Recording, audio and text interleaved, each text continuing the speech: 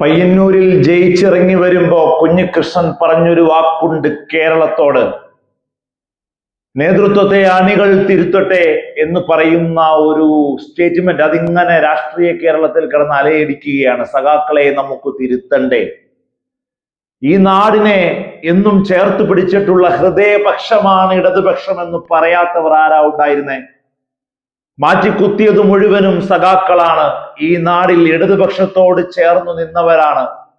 എവിടേക്കാണ് CPM-ന്റെ വോട്ടുകൾ, CPI-യുടെ വോട്ടുകൾ ഇടതുപക്ഷം വന്നെത്തിപ്പോയിരിക്കുന്നത് എന്ന് ചിന്തിക്കുമ്പോൾ എത്ര കാര്യങ്ങളിലേക്കാണ് വിരൽ ചൂണ്ടുന്നത് എന്നുള്ളതാണ്.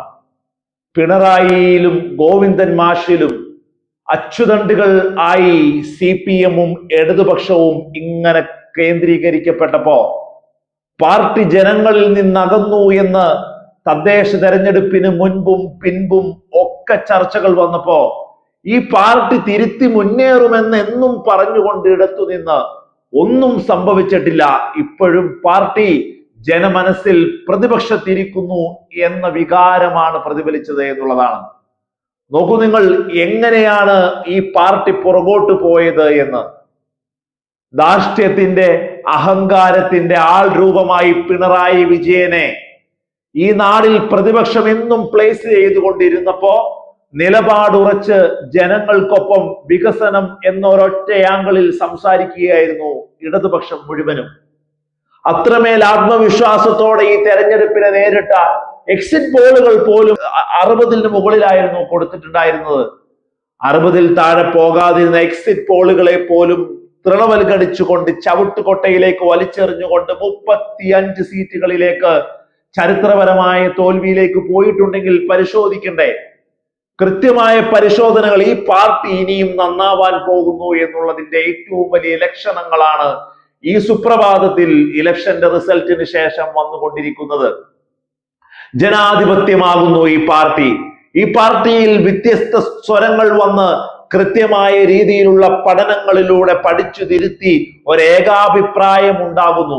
ഏകനായ ഒരാളിൽ നിന്നുള്ള അഭിപ്രായമല്ല, ബഹുജനങ്ങളിൽ നിന്നുള്ള ഏകാഭിപ്രായത്തിലേക്ക് എത്തിപ്പെടുന്നു എന്നുള്ളതിന്റെ ഏറ്റവും വലിയ ഉദാഹരണമായി മാറുന്നു. സജി ചെറിയാനെയും KN ബാലഗോപാലിനെയും ഒക്കെ ആരുടെ തട്ടാണ് പ്രതിപക്ഷ നേതാവാകാൻ താണിരിക്കുന്നത് എന്നുള്ള ചർച്ചകൾ പോലും ഹെൽത്തി ആകുന്നു എന്നുള്ളതാണ്. ഒരാളിൽ കേന്ദ്രീകരിച്ച് ഇങ്ങനെ പോകുന്നതിൽ നിന്നും മാറുകയാണ്. പിണറായി വിജയൻ തോൽവിക്ക് ഉത്തരവാദിത്തം ഉണ്ടാകും. കാരണം ജയിച്ചാൽ 100 മാർക്കും പോകുന്നത് പിണറായിയിലേക്കായിരുന്നു, പിണറായി അല്ലാതെ മറ്റാര്. അതുകൊണ്ടാണ് തോൽവിയും പിണറായി എന്നൊരൊറ്റ ഫേസിൽ കേന്ദ്രീകരിക്കുന്നത്. തളിപ്പറമ്പിൽ ശ്യാമള ടീച്ചറിന്റെ സ്ഥാനാർത്ഥിത്വത്തെ മട്ടന്നൂരിൽ നിന്ന് ശൈലജ ടീച്ചറെ മാറ്റിയതിനെ വിമത സ്വരങ്ങളായി മാറിയത് ആരാ? അധികായകന്മാരല്ലേ? G. സുധാകരനും TK ഗോവിന്ദനും കുഞ്ഞികൃഷ്ണനും ഒക്കെ ഇതിൽ ഏറ്റവും വലിയ ഫേസ് കുഞ്ഞികൃഷ്ണന്റെ ആണെന്ന് പറയാതിരിക്കാൻ വയ്യ. പാർട്ടിക്കുള്ളിൽ നിന്ന് പാർട്ടിയെ തിരുത്താൻ ശ്രമിച്ച് അവിടെ ഒരു പുസ്തകം ഇറക്കി പാർട്ടിയെ തിരുത്താൻ ജനങ്ങൾക്കാവട്ടെ, നേതൃത്വത്തെ തിരുത്താൻ അണികൾക്കാവട്ടെ എന്ന വ്യത്യസ്ത ശബ്ദം പറഞ്ഞ് സഹികെട്ട് പുറത്തേക്ക് പോയി. വലിയ ഡിമാൻഡ് വന്നപ്പോഴാണ് അദ്ദേഹം മത്സരിക്കാൻ വന്നത് എന്നുള്ളതാണ്. പയ്യന്നൂരിലെ 1,00,000 വോട്ടുകളെ 7,000 ഭൂരിപക്ഷത്തിലേക്ക് എടുത്തു വെച്ച സാക്ഷാൽ കുഞ്ഞികൃഷ്ണൻ. നമ്മൾ ഇതൊക്കെ പറയുമ്പോ നമുക്ക് വേദന ഉണ്ടായിട്ട് കാര്യമില്ല. സഖാക്കളെ ചേർത്തു നിർത്തിയെടുത്തു നിന്ന് നമ്മളിപ്പോൾ മാറി സംസാരിക്കുകയാണെന്ന് കരുതിയിട്ട് കാര്യമില്ല. ഈ നാടിന്റെ ശബ്ദമായി മാറുകയാണ് അതെല്ലാം. ഇന്നലെ ജനങ്ങൾ G. സുധാകരനെ കേൾക്കുന്നു.